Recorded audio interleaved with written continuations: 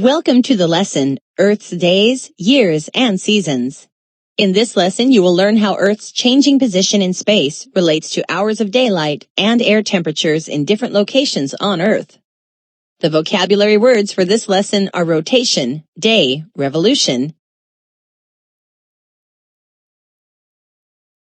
You probably feel like you are sitting still right now. So you might be surprised to learn that you are actually moving very, very fast. Earth is a sphere that constantly rotates or turns on its axis. You are always spinning around and around with Earth. The speed you are traveling depends on where you are on Earth, but you're probably going more than 1,000 kilometers per hour.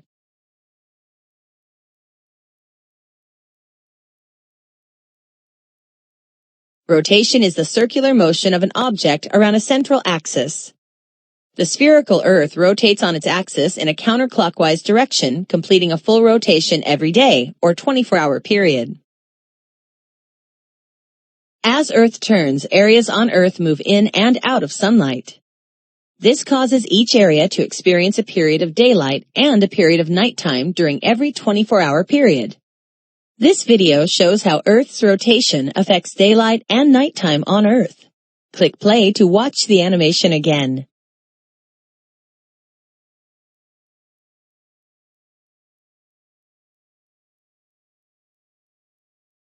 On Earth, it appears that the sun is coming up at dawn and going down at sunset. But what is really happening? As Earth rotates, the area on Earth that is moving into sunlight experiences dawn. The area on Earth that is moving out of sunlight experiences sunset. Look at the pictures to see what dawn and sunset look like from space.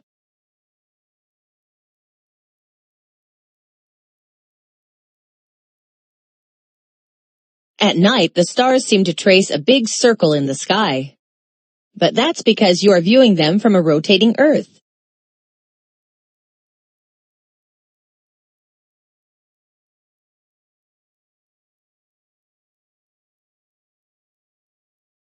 Did you know that there are 2 days during the year when every location on Earth gets 12 hours of sunlight and 12 hours of darkness?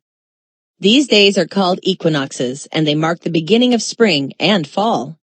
Even though all locations receive the same number of hours of sunlight during an equinox, they do not all receive the same amount of solar energy. Earth's curvature causes the intensity of sunlight to be different at different locations. Click the pictures to learn more.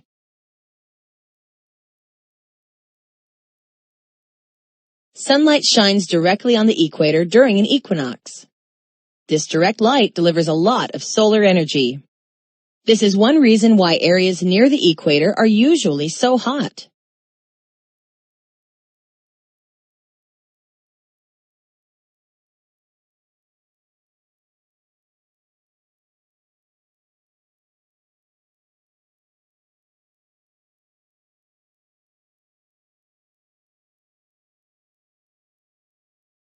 Because of Earth's curvature, locations that are above or below the equator get indirect sunlight. This means that the energy from the light gets spread out over a wider area. Locations in the United States or Australia receive more indirect sunlight than locations in Colombia or Kenya. Because areas at higher latitudes receive less solar energy, they are often cooler than areas near the equator.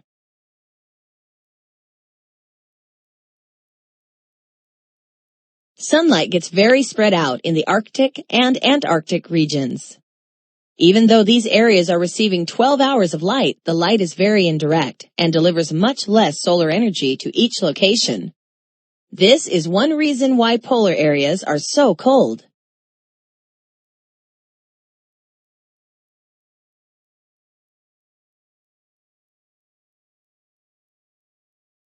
When Earth rotates, how does it move? Click the correct answer. Right. The Earth rotates by spinning on its axis.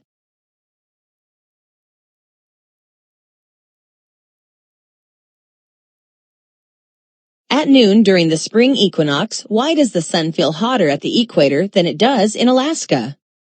Type your answer in the box. When you are happy with your answer, click OK.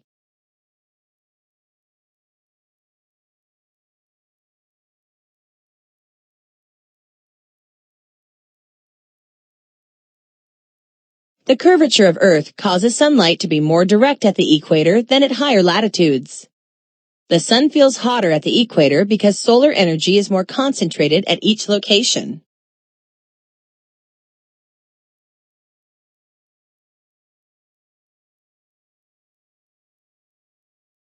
How much time does it take for Earth to make a complete rotation?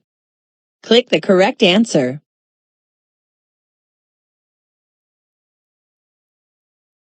Right. Earth makes a complete rotation in 1 day, or about 24 hours.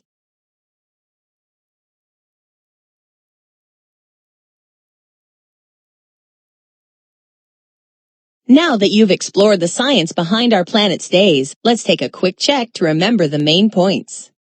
You learned that Earth rotates on its axis. You also learned that a full rotation occurs in a 24-hour period, or 1 full day. The curvature of Earth affects how much solar energy an area receives. The equator receives more direct sunlight than other parts of the globe. At higher latitudes, sunlight is less concentrated, so it is less intense. You have completed this part of the lesson. Please continue to learn about how seasons occur on Earth over the course of a year.